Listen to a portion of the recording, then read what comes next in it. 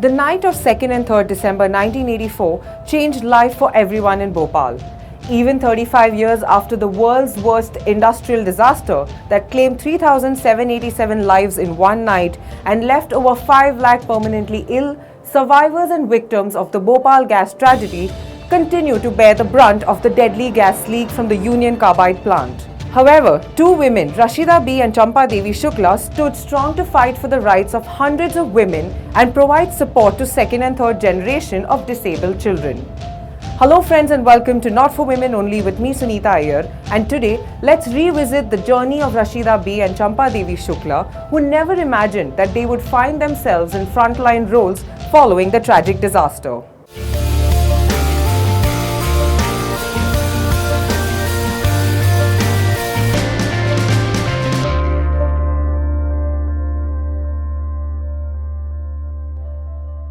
The duo met on 15 November 1985 through a government-run employment scheme for women survivors in the months following the gas leak. They became friends and shared the suffering of that fateful winter night. Over the next few months, they became the voices of the women working there. 3 months after they had joined the center, the women were told that their training period was over and that they should now try to find employment. They worked for 3 months but hadn't touched a sheet of paper. They decided to take this fight with the then Chief Minister and march towards the CM's residence for almost 2 hours. For the next month, the 100 women went to work every day but were only given work on one day. On 1st April 1986, a month after they started, the women were paid ₹6 for that single day of work. Rashida B and Champa Devi Shukla, along with other women, decided they would rather work for free. For the next 3 months, they refused any money, and for the first time, their voices were heard. At the end of that period, they were promised a minimum of ₹150 of work every month. Their first victory also made them realize the importance of collective action. On 17 March 1987, the Bhopal Gas Pirit Mahila Stationary Karamchari Sangh, an organization set up to help victims of the gas tragedy, was born. The formation of the union was the first step in a long struggle for fair wages.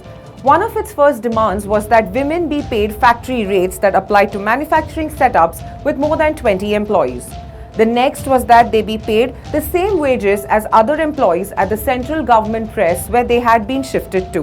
The fight took them on a 1-month and 3-day road journey from Bhopal to New Delhi in 1989, during which they camped out in the open, lived on the charity of villagers, and wore sandals made out of leaves when their chappals broke. It was around this time that the women got involved with communities in the slums around the Union Carbide factory. Most of these people were drinking water contaminated by the chemicals dumped in the factory. As a result, the incidence of birth defects in children there was alarmingly high.